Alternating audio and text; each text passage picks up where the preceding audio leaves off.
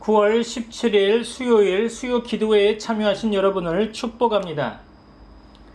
오늘 본문의 말씀은 로마서 12장 14절로 21절의 말씀 가운데 선으로 악을 이기라 라는 제목으로 하나님의 말씀을 선포하고자 합니다. 오늘 본문의 말씀으로 로마서 12장 14절로 21절 말씀 제가 받들어 봉독하겠습니다. 로마서 12장 14절로 21절입니다. 너희를 박해하는 자를 축복하라. 축복하고 저주하지 말라. 즐거워하는 자들과 함께 즐거워하고 우는 자들과 함께 울라. 서로 마음을 같이 하며 높은 데 마음을 두지 말고 도리어 낮은 데 처하며 스스로 지혜 있는 채 하지 말라. 아무에게도 악을 악으로 갚지 말고 모든 사람 앞에서 선한 일을 도모하라.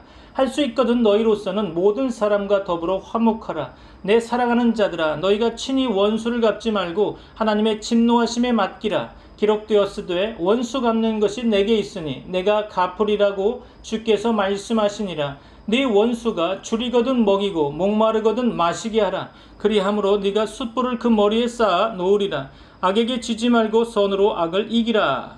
아멘. 그렇죠. 로마서가 기록될 당시 유대인들은 예수님을 믿든 안 믿든 율법에 너무 열성적이었습니다. 그러므로 율법과 할례의 문제에 있어서 유대인이나 이방인이나 믿는 자들에게 중요한 문제로 다가왔죠. 유대인이 없는 현대의 교회도 많은 경우 구원에서 율법의 행위를 말하고 있습니다.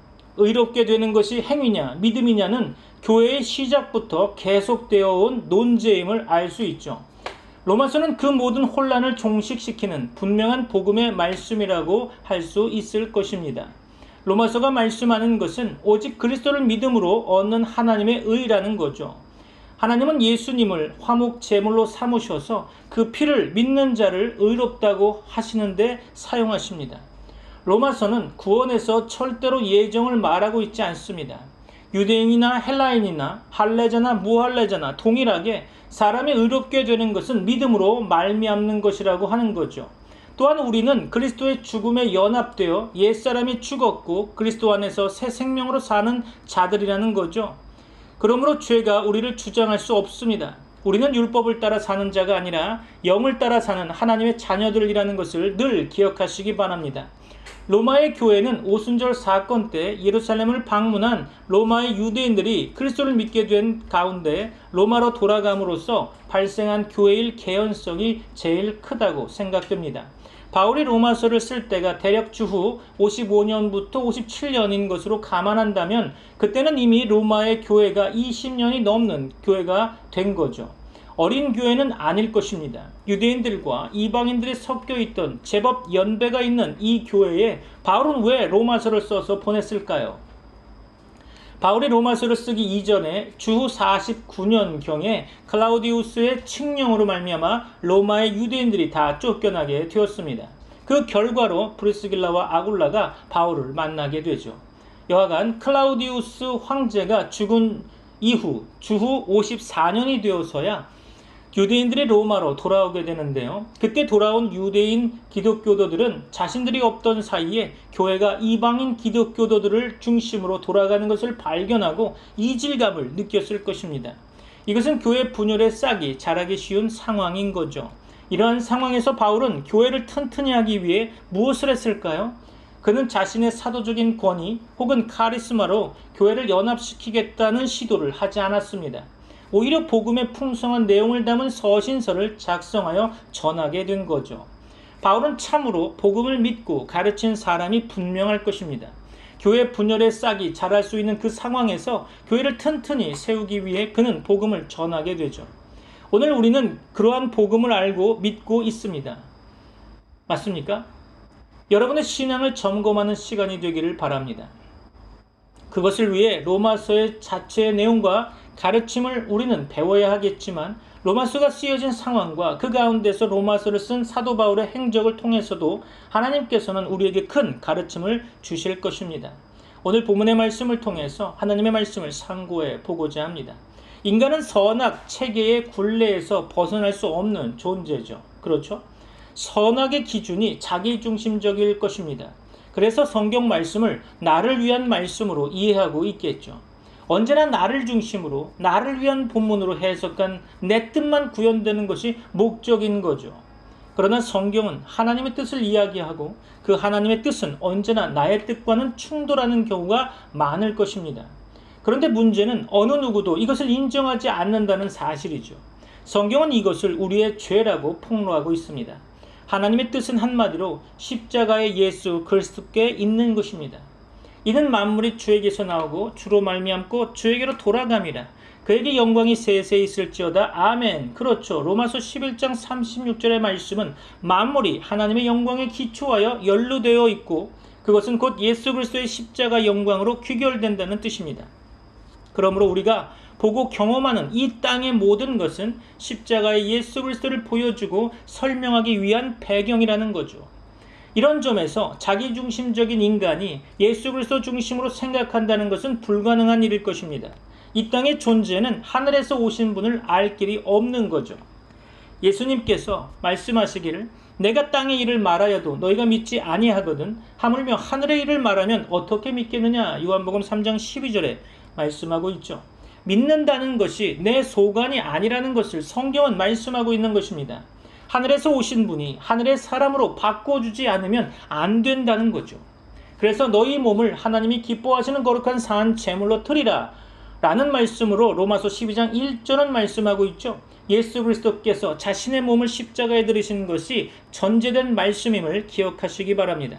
그러므로 너희를 박해하는 자를 축복하라. 축복하고 저주하지 말라고 하는 본문 14절 말씀은 너희란 단순히 성경을 읽는 나 자신이라고 생각하면 안 되는 거죠. 하나님의 은혜와 긍휼에 의해 자신을 산 제물로 드렸기에 이제 자신의 몸이 없는 예수 그리스도와 한 몸 된 너희라는 거죠.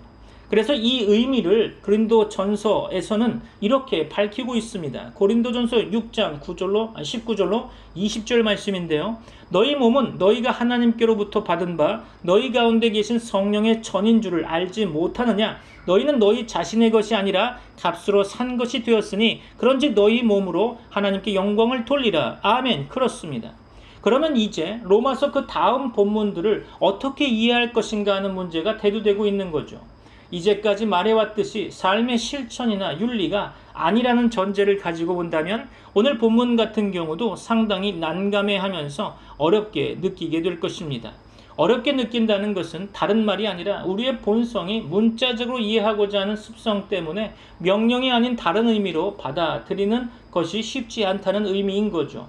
그러나 우리의 논리나 이성으로 이해하고자 한다면 어렵지만 사람의 지혜가 가르친 말로 아니하고 오직 성령께서 가르치신 것으로 하니 영적인 일은 영적인 것으로 분별하느니라. 고린도전서 2장 13절의 말씀대로 성령께서 알게 하시는 믿음으로만 받아들일 수 있다는 것입니다. 사실 오늘 본문의 말씀은 우리가 부분적으로는 가능하다고 할 수 있을지 모르지만 근원적으로는 불가능하다는 것을 인정할 수밖에 없겠죠. 다시 말해서 우리가 행할 수 없는 것들이라는 것입니다. 그렇다면 본문을 어떤 입장에서 보아야 할까요? 내가 행한다는 차원으로 볼 것이 아니라 예수 그리스도께서 행하신 것들이고 또한 행하시는 것들이라는 관점에서 보아야 하겠죠. 즉 너희가 연합되어 한 몸이신 예수 그리스도께서 행하시는 일이라는 의미입니다. 따라서 성도의 행위는 예수 그리스도께서 장악하고 계신 결과로 나타나는 것들이죠.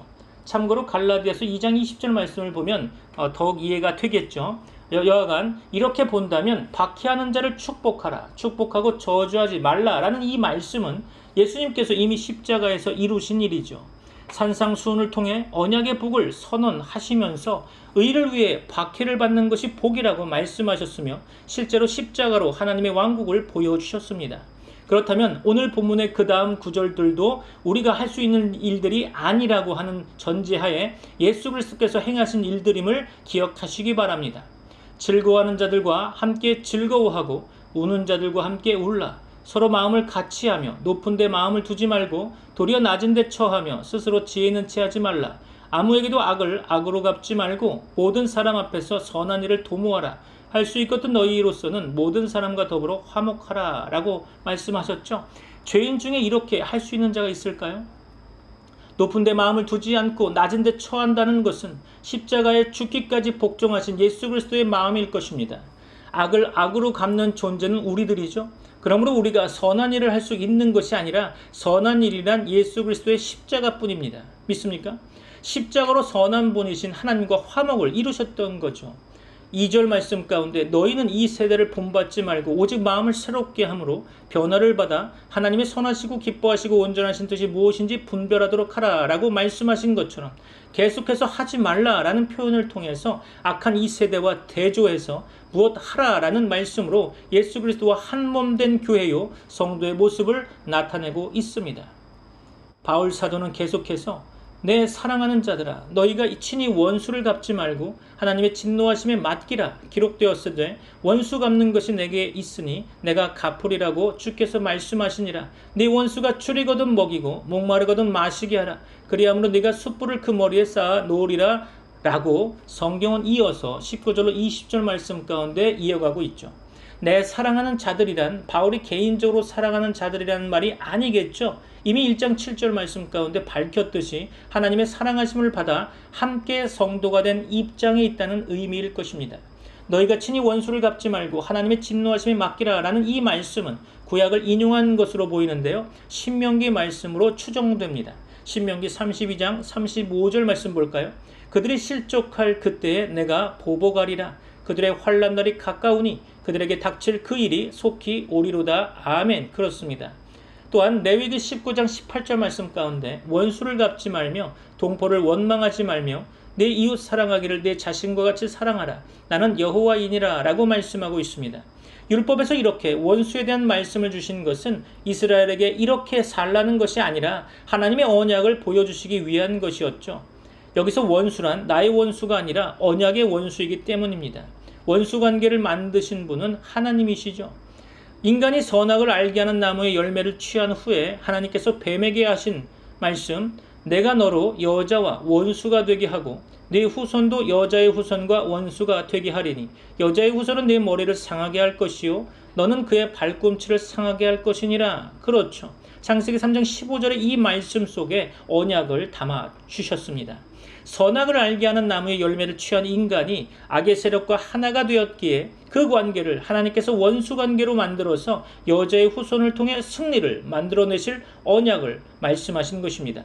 이 원수 관계는 십자가를 통해서 예수 그리스도의 원수라는 것이 드러났고 결국 마귀를 아버지로 삼고 있었던 우리라고 하는 이 존재가 원수라는 것이 드러나고 말았던 거죠. 따라서 원수를 만드시고 율법을 주심으로 그 원수를 하나님께서 친히 진노 아래 두시는 십자가 보여주시기를 원하셨던 것입니다.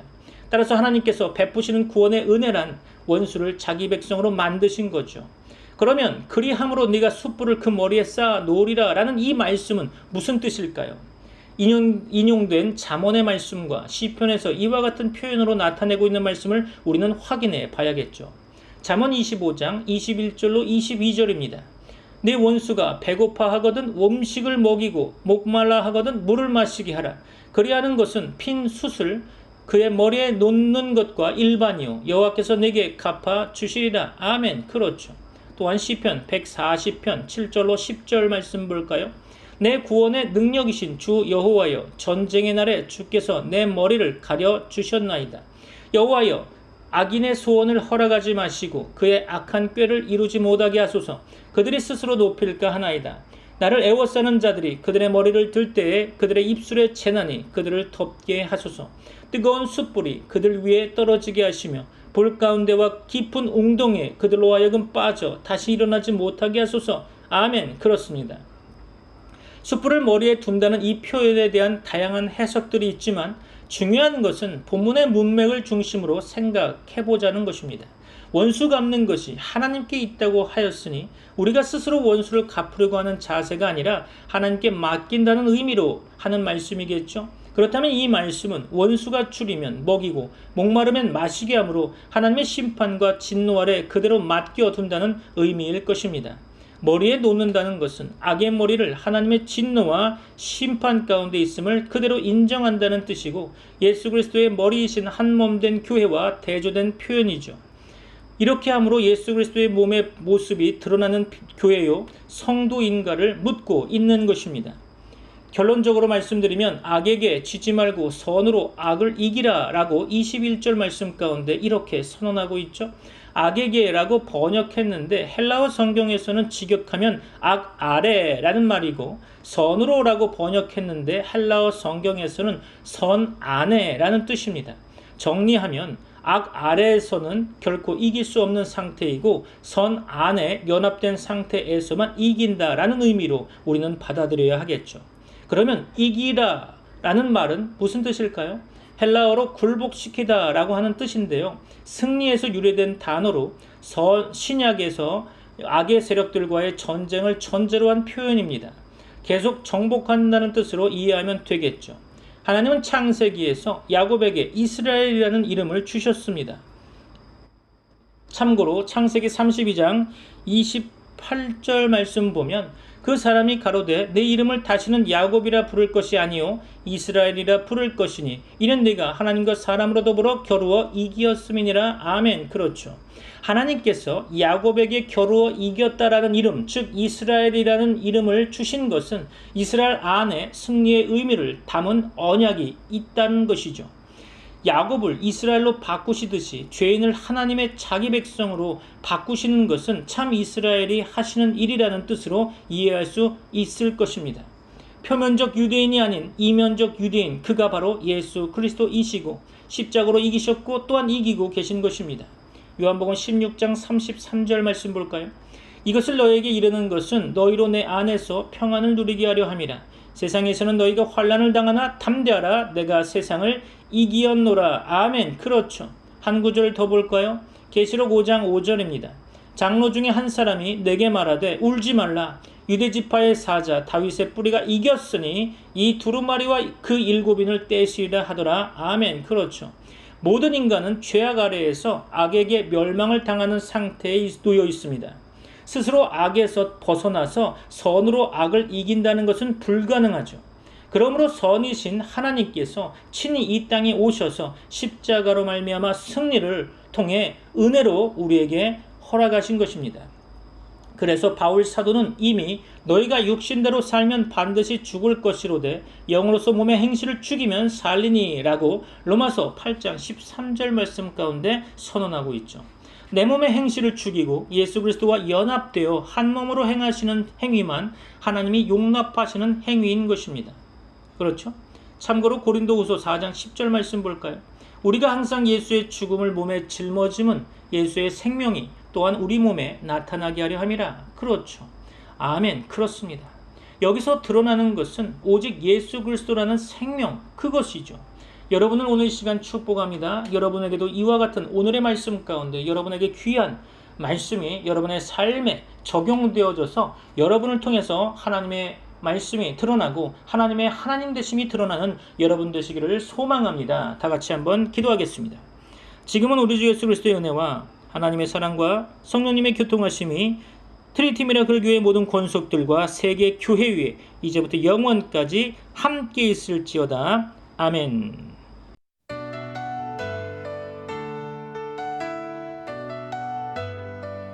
이제는 정죄 없는 그리스도 예수 안에 있을 때 생명의 성령의 법이 나를 자유케 했네. 복음의 능력 우리를 살리네. 어둠을 이기고 빛으로 나아가네. 하나님의 사랑 영원히 변치 않네. 우리 승리하리라. 예수 안에서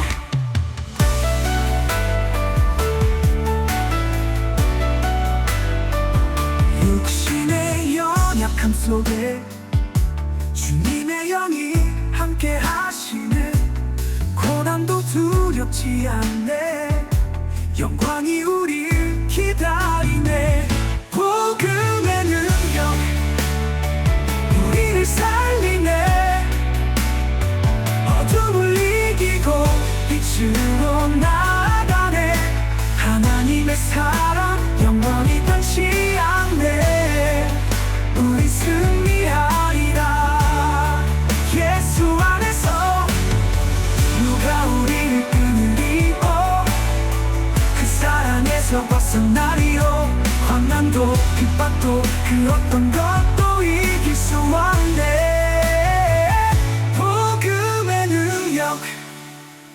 우리를 살리네. 어둠을 이기고 빛으로 나아가네. 하나님의 사랑 영원히 변치 않네. 우리 승리하리라. 예수 안에서 우리 승리하리라. 예수 안에서 영원히